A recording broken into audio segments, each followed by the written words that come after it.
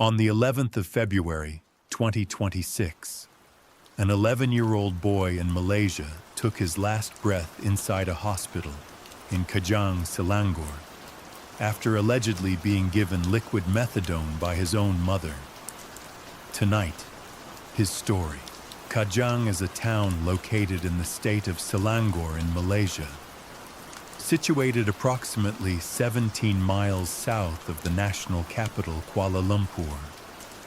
And if you have never visited this part of Malaysia, then I want you to build it slowly in your mind, because the place where a story happens is always part of the story itself. Kajang is not a remote or isolated location.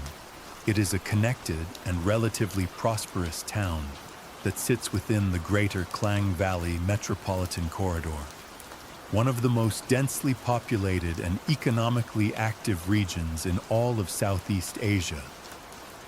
The Klang Valley stretches outward from Kuala Lumpur in every direction, and it encompasses dozens of towns and suburban areas that have grown rapidly over the past several decades as Malaysia's economy expanded and urbanized.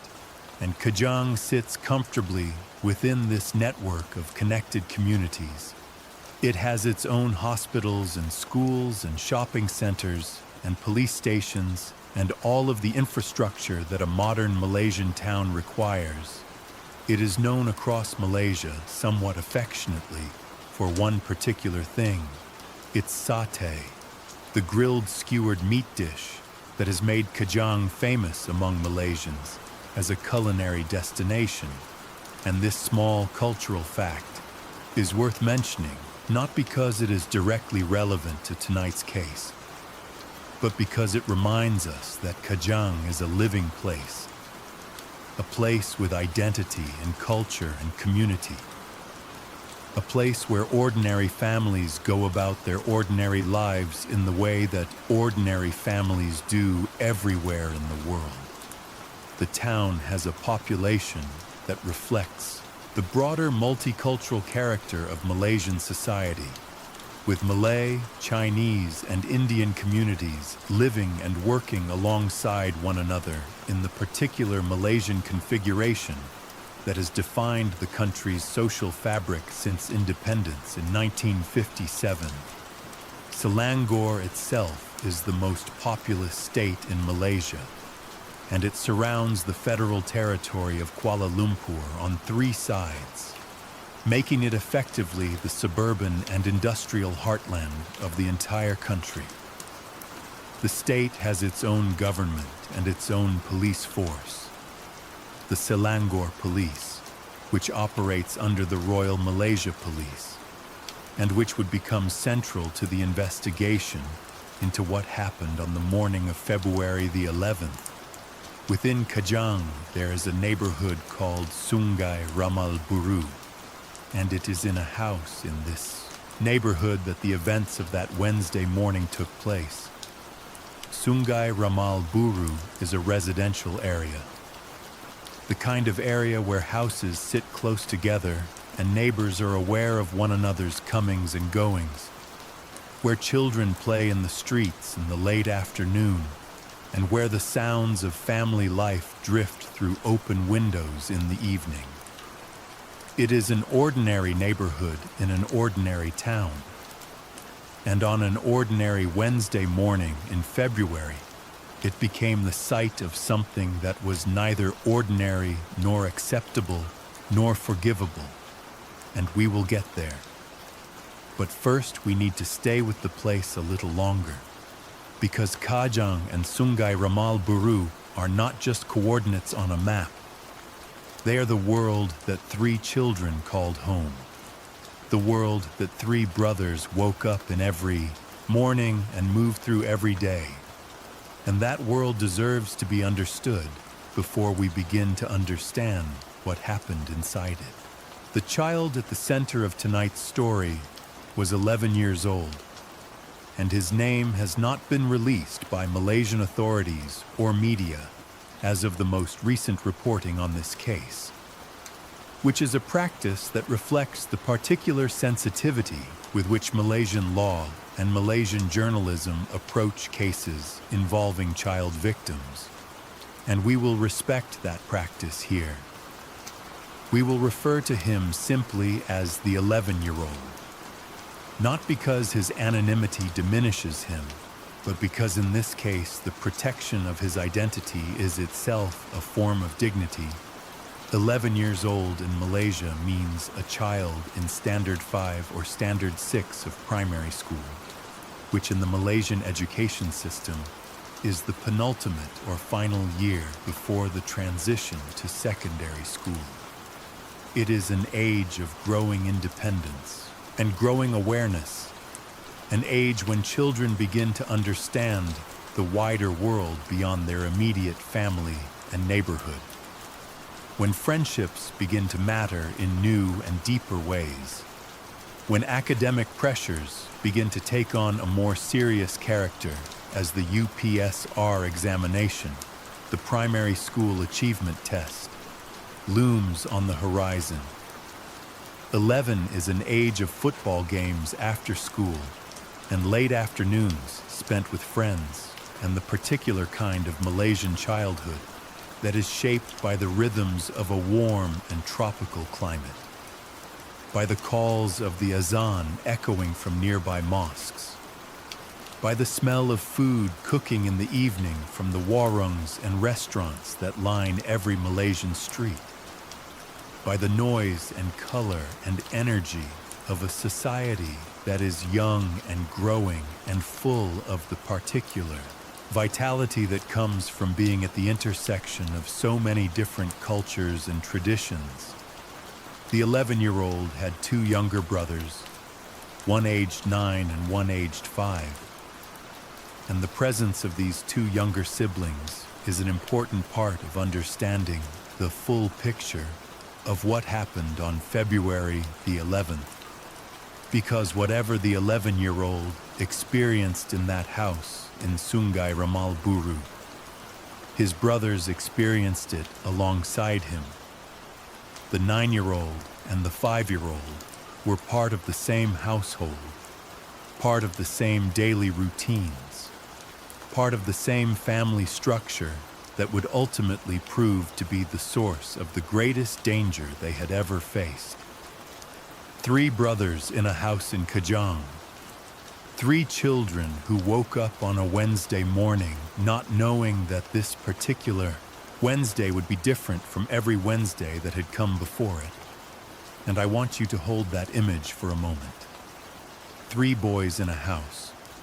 The oldest 11, the middle one 9, the youngest only 5 years old, still very much at the age where the world is made almost entirely of the people who care for you, where trust in the adults around you is not a choice, but simply a condition of existence, where you eat what you are given because you have never had reason to question whether what you are being given is safe.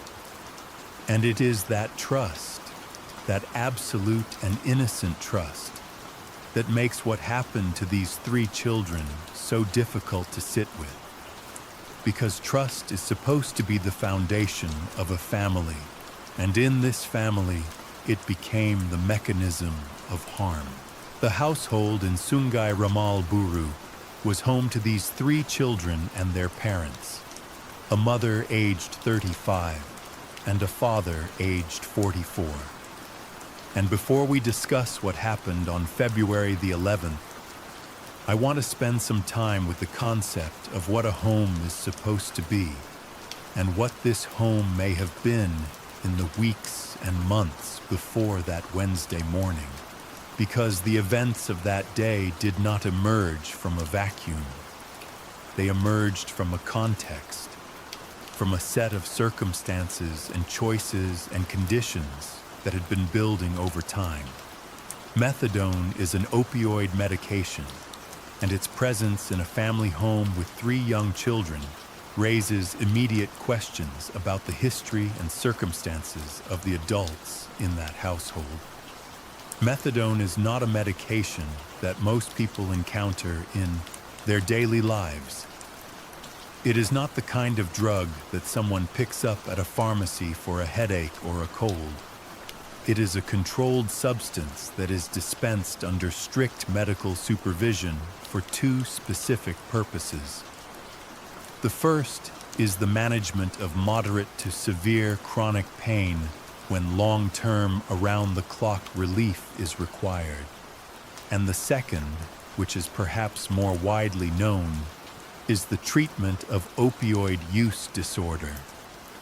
It is used as part of a comprehensive treatment program that includes medical supervision and counseling to help people who are dependent on opioids reduce their dependence in a medically managed and supervised way. And the fact that liquid methadone was present in this household tells us something about the circumstances of at least one of the adults living there.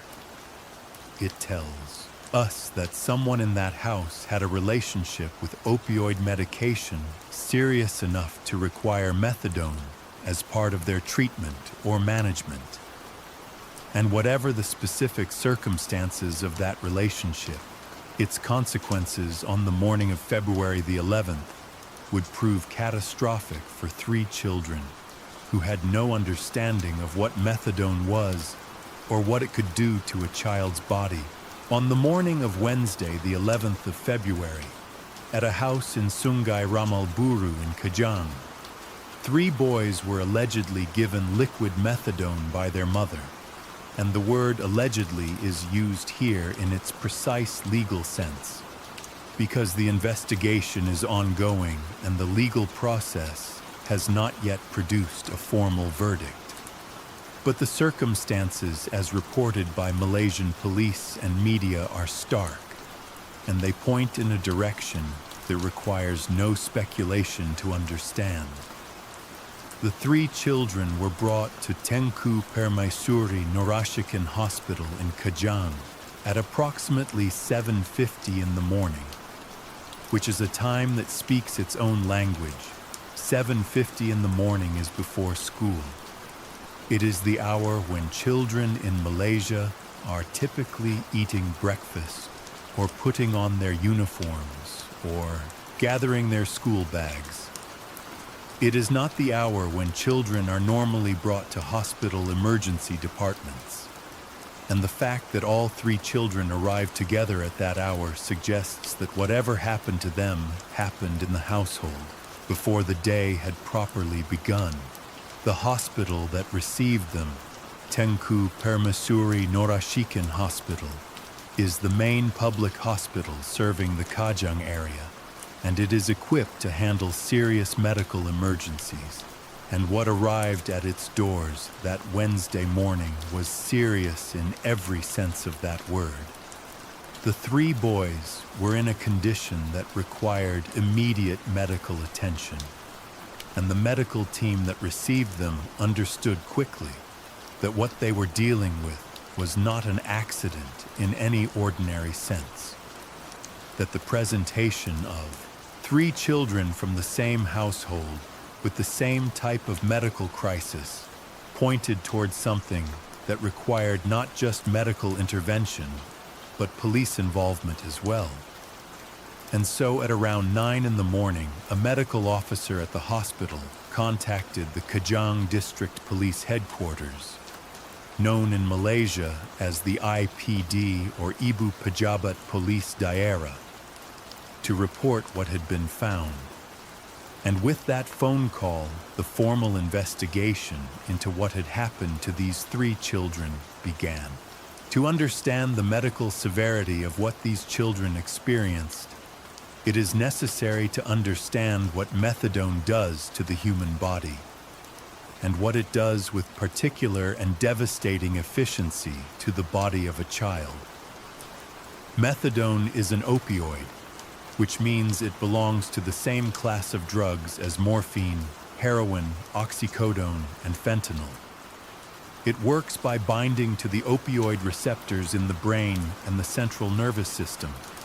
And when it does this, it produces a range of effects, including pain relief, sedation, and a suppression of the withdrawal symptoms associated with opioid dependence. In adults receiving methadone as part of a supervised treatment program, the dosage is carefully calibrated to their body weight and their specific medical circumstances.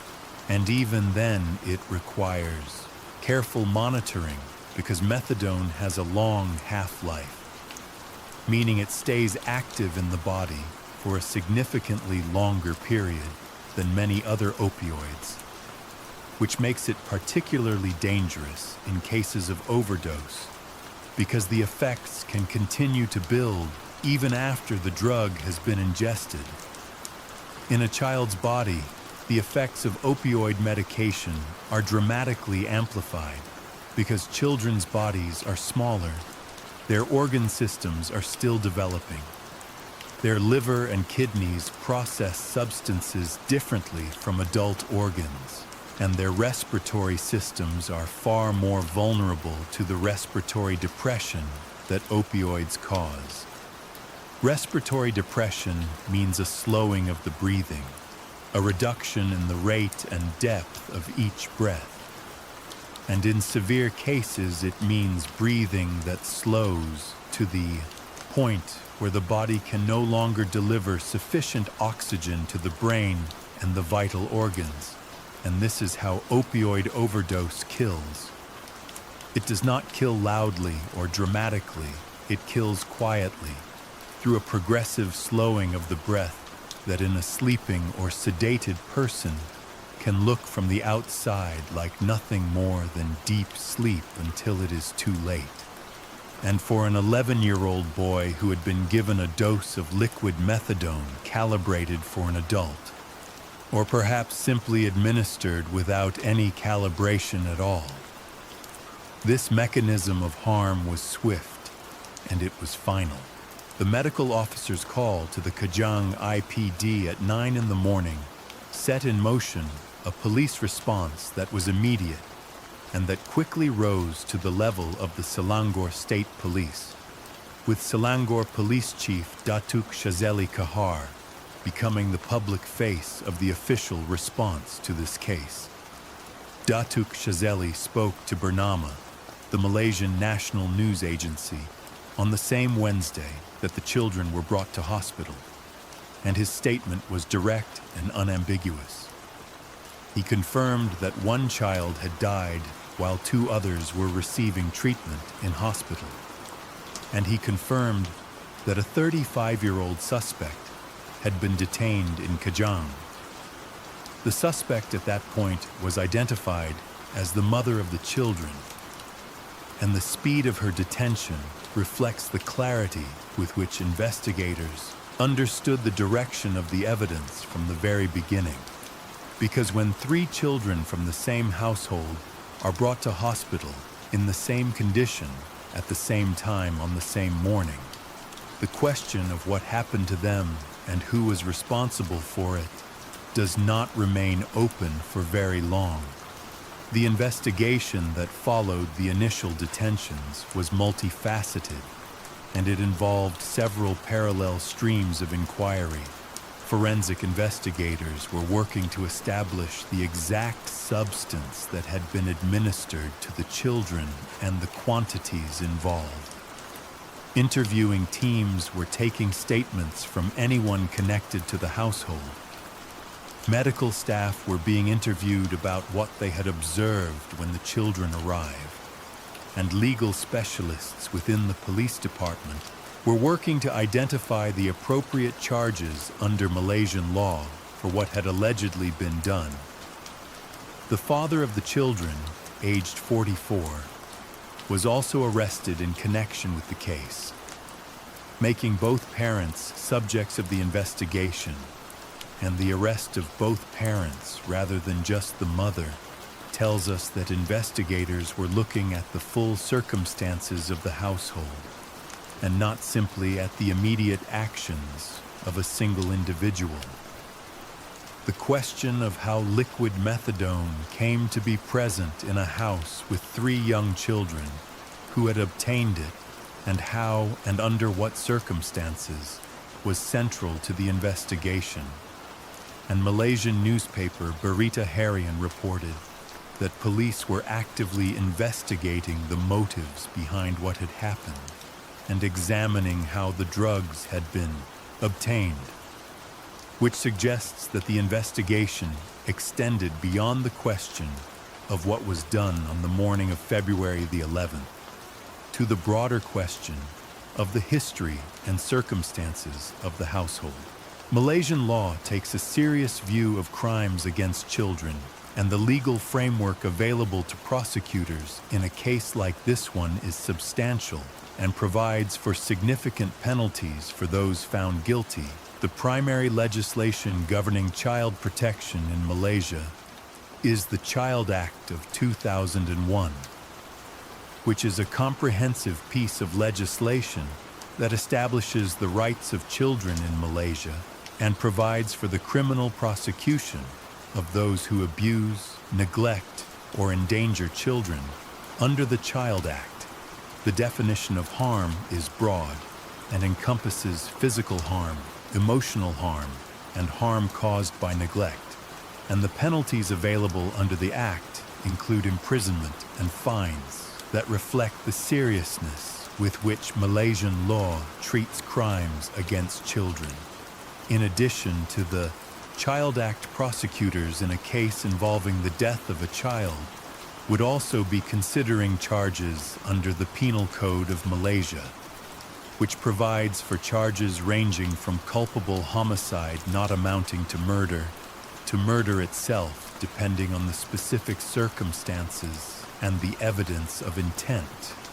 The distinction between these charges under Malaysian law is significant, and it is one that prosecutors would be working carefully to establish based on the evidence gathered during the investigation.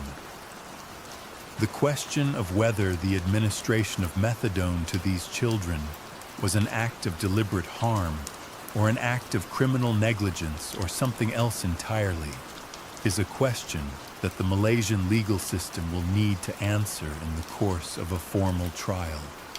And the answer to that question will determine the precise charges that the parents face and the potential penalties that a court might impose.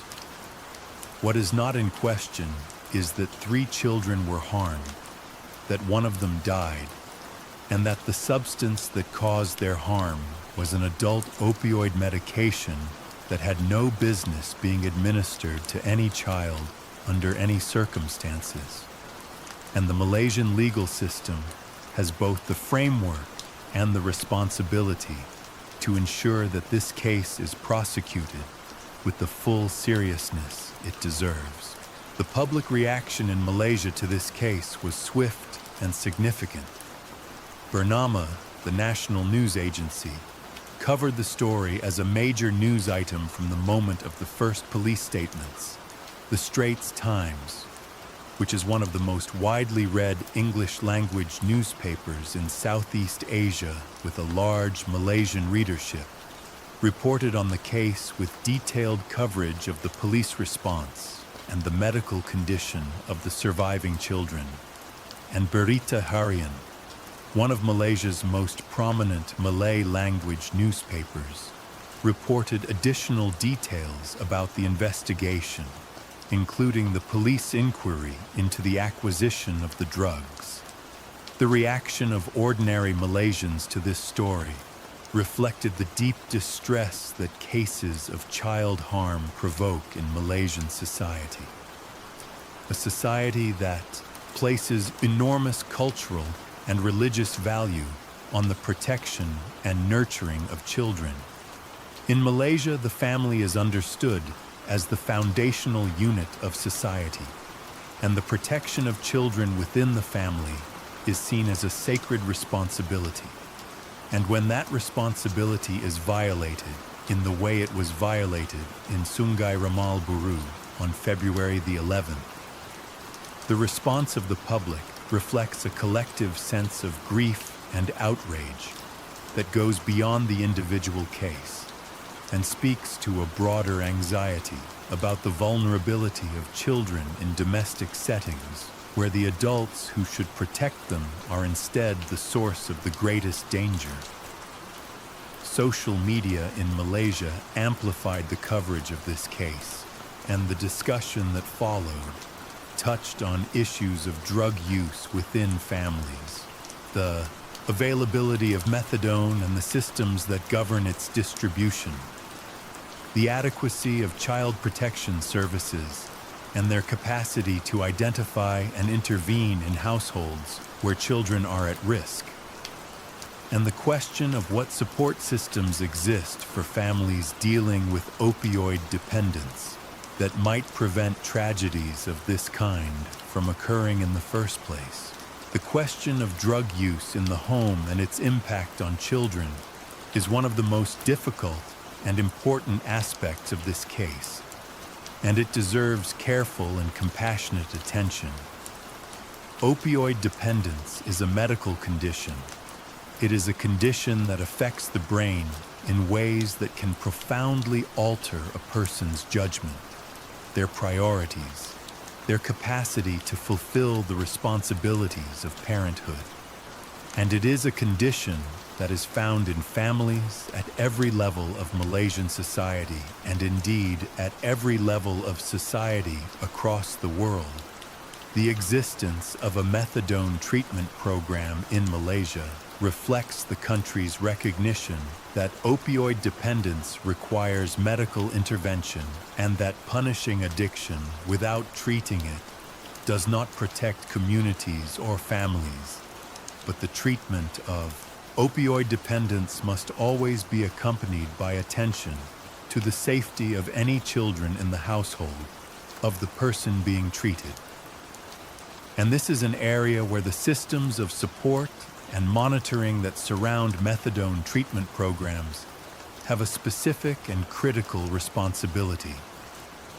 A household where an adult is receiving methadone treatment is a household where a controlled and potentially lethal substance is regularly present, and the protocols that govern how that substance is stored and secured and kept away from children must be robust and must be enforced. And when those protocols fail or when they are deliberately circumvented, the consequences can be exactly what we saw in Kajang on February the 11th. A child dead. 2 more children fighting for their lives in an intensive care unit. A family destroyed from the inside by the very substance that was supposed to be part of a path toward healing. There are warning signs that communities and extended families and neighbors and teachers can learn to recognize in children who may be living in households where parental drug use is creating an unsafe environment. And spending time with these warning signs is one of the most concrete and useful things that a case like this one can offer to the people who hear it. A child who comes to school consistently tired or who falls asleep in class in ways that suggest they are not getting adequate rest at home. A child who seems confused or disoriented without obvious cause. A child who is frequently absent from school without clear medical explanation. A child who appears to be losing weight or who seems chronically hungry. A child who becomes anxious or evasive when asked about their home life. A child who has older siblings who are also showing signs of distress. A child who seems to be carrying an emotional weight that is too heavy for their age. None of these signs is in itself definitive evidence of parental drug use or child endangerment. But each of them is a signal worth attending to, worth a gentle conversation with a teacher or school counselor, worth a call to the relevant child protection authorities. In Malaysia, the Department of Social Welfare, known as Jabatan Kebajikan Masyarakat, or JKM, is the primary government agency responsible for child protection, and it operates a hotline for reporting concerns about child welfare. The number is 15999, and it is available to anyone in Malaysia who has concerns about the safety of a child. Additionally, the police can be contacted directly, and in urgent situations where a child is believed to be in immediate danger, calling the emergency number 999 is always the right choice. For those outside Malaysia, every country has its equivalent. Please know those numbers. Please keep them somewhere accessible. Please understand that a phone call that turns out to be unnecessary is infinitely preferable to a silence that allows harm to continue. The 11-year-old boy who died in Tengku Permaisuri Norashikan Hospital on the morning of February the 11th did not have a name that has been given to us by the authorities or the media, and we will honor that privacy. But his absence of a public name does not make him any less real, any less present, any less deserving of our attention and our grief. He was 11 years old, and he was in primary school, and he had 2 younger brothers who looked up to him the way that younger brothers look up to older brothers, with admiration and the particular trust that exists between siblings who share a bedroom and a breakfast table, and the specific texture of a shared childhood. He was the oldest of 3 boys in a house in Sungai Ramal Buru, and whatever his days looked like, whatever he loved and whatever made him laugh, and whatever he hoped for when he thought about the future, those days ended on a Wednesday morning in February, and the world that remained after he was gone was a world with a hole in it that nothing will ever fill. His 2 brothers, aged 9 and 5, were in the intensive care unit of a hospital in critical condition, fighting for their lives with the particular ferocity that children's bodies sometimes muster, even when the odds are terrifying. And the fate of those 2 boys, as of the most recent reporting on this case, was not yet fully determined. They were alive. They were receiving care, and the medical teams working with them were doing everything that modern medicine makes possible. And that is where we have to leave them for now, in the hands of the people who have the training and the resources and the dedication to give them the best possible chance. And we have to trust that those hands are good ones, because that is all we can do from here. What this case asks of us, quietly and persistently, and in the particular way that all true cases of child harm ask their hardest questions, is whether we are willing to take the protection of children seriously enough to act on what we see and what we know and what we suspect. The systems of child protection that exist in Malaysia and in every country are only as effective as the willingness of ordinary people to use them, to make the calls, to speak the concerns, to refuse to look away from the discomfort of what might be happening behind closed doors in the houses of neighbors and family members and friends. Opioid dependence is a crisis that does not announce itself with signs on the front door. It hides inside ordinary-looking households, in ordinary-looking neighborhoods, and it does its damage in the spaces between the visible moments of daily life, and the children inside those households cannot protect themselves. They depend entirely on the adults around them and on the systems beyond those adults to see what is happening and to respond to it. And when both of those things fail, the cost is measured in the lives of children who deserved so much better than they received. The 11-year-old boy from Kajang deserved better. His 9-year-old brother deserved better. His 5-year-old brother deserved better. And every child who is living right now in a household where they are not safe deserves for someone to see them and act. The legal process in Malaysia will move forward in the weeks and months ahead, Both parents have been arrested, and the investigation being conducted by Selangor police under the leadership of Datuk Shazeli Kahar is ongoing. The questions of motive and of how the methadone was obtained and of what exactly happened in that house in Sungai Ramal Baru on the morning of February the 11th will be examined by investigators and eventually by a court. And the Malaysian justice system has both the legal framework and the public pressure of a nation that watched this story unfold with grief and outrage to ensure that this case is pursued with the seriousness it demands.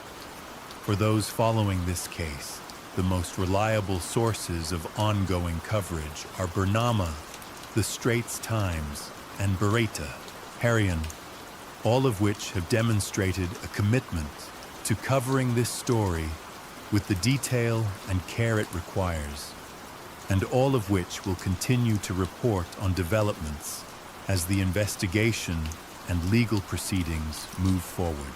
And so we come to the end of tonight's story, and I want to thank you for being here, for choosing to spend this quiet hour in the company of a story that asked something real of you, for listening with the kind of attention that these children deserve. The rain that has been falling softly behind my voice throughout this hour will continue to fall as you close your eyes. Let it carry away the weight of what you have heard tonight.